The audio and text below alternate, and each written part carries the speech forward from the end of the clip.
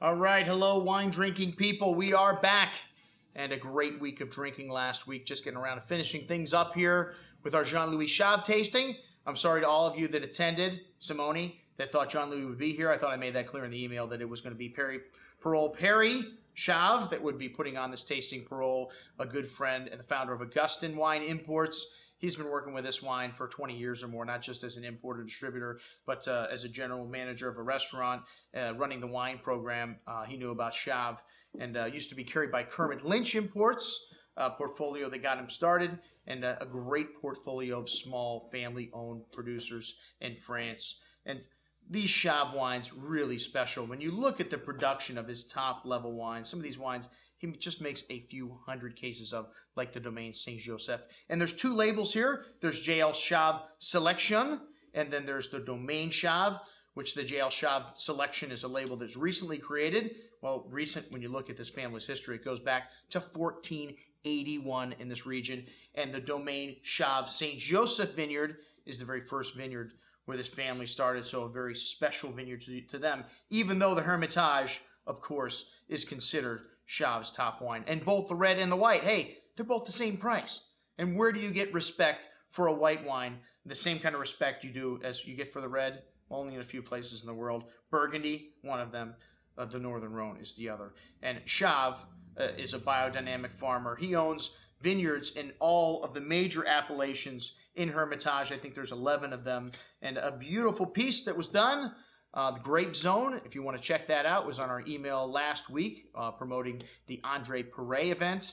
And we've got a lot of these new segments we'll be adding into the emails to give you some information, some in-depth information about regions, little-known regions like the Northern Rhone. Even though this area has been producing wine for a very long time, not a lot of people know a lot about the wines, and they're not varietally labeled for the most part. Well, all right, we started out with a Crozes Hermitage Blanc, Cibol, and this wine is 100% Marsanne, and a really wonderful wine. It's got tangy bouquet, beeswax, stone-like minerality, fresh apple and pear, white flowers, and lovely concentration on the palate, and texture kind of whole milk, that pear and beeswax note showing through on the finish. And I don't know why I'm talking about this wine, because it's gone. We don't have any more. They didn't make it in 07. They don't have any in 08. The 09's the next vintage. But we sold the last 4 bottles we had in the store last night to the people that tasted this wine on the way in. All right, next up, the Chave Saint-Joseph Blanc Celeste. And, well, this is an old, this old vine vineyard was owned by a doctor, a homeopathic doctor. So, you know, Chave found that very interesting. He tended for his vines the same way, the same principles that Chave works his vineyards. And, you know, these old vineyards are planted to a mix of Roussanne and Marsanne.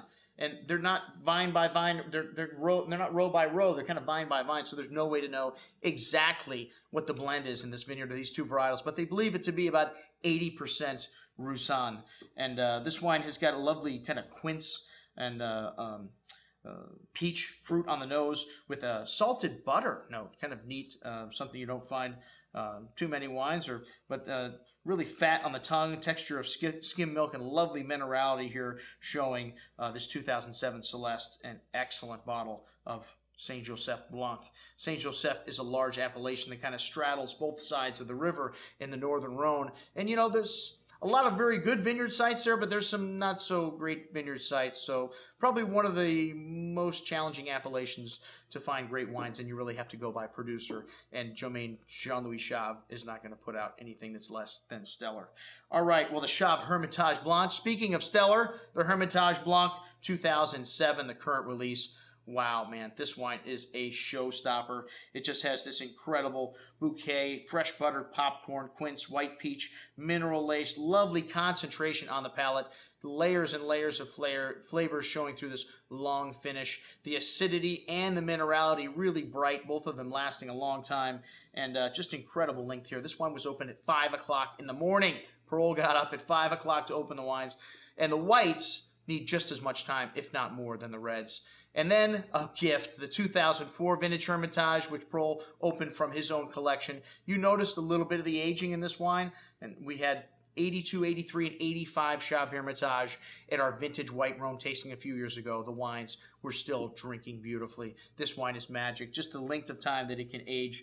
A wonderful wine. Still a bit of that quince and a bit of that peach maybe a little bit of dried apricot showing up on the nose also, and a little bit of foie gras. Very rich, and wow, quite big on the tongue, a little bit oily, tangerine, orange marmalade notes. Marsanne also has some oxidized characteristics, maybe some nutty characteristics, but that adds to the complexity. Don't mistake that for a flaw in the wine and the fact that the wine is not going to age. All right, next up, the reds, the Moncour, My Heart.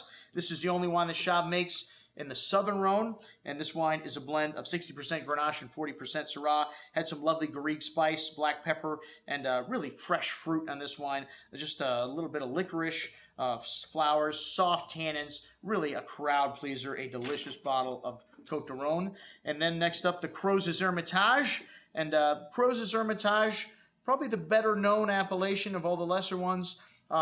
You know, really good quality here, especially at the price range at like $23. This wine had some lovely black spices, plum, pretty floral notes, and a nice rustic character to it. Some wild animal sauvage flavors, that Garrigue and fresh flower and herbs showing there, black raspberry, the granite soil, the minerality showing in there, and also producing a wine with better acidity. This 2008 vintage, pretty chunky here from the Northern Rhone. And then the 2006 Chave offers us, hey, I'm sorry, we don't have any of this wine to sell you either, so I'm not going to talk about it. The 07 is in. Unfortunately, we didn't taste that, but it got a very good write-up, 07. As you might have heard, a very good vintage in the Rhone. Maybe not quite as good in the north as the south, but still very, very good, and a classic-style vintage.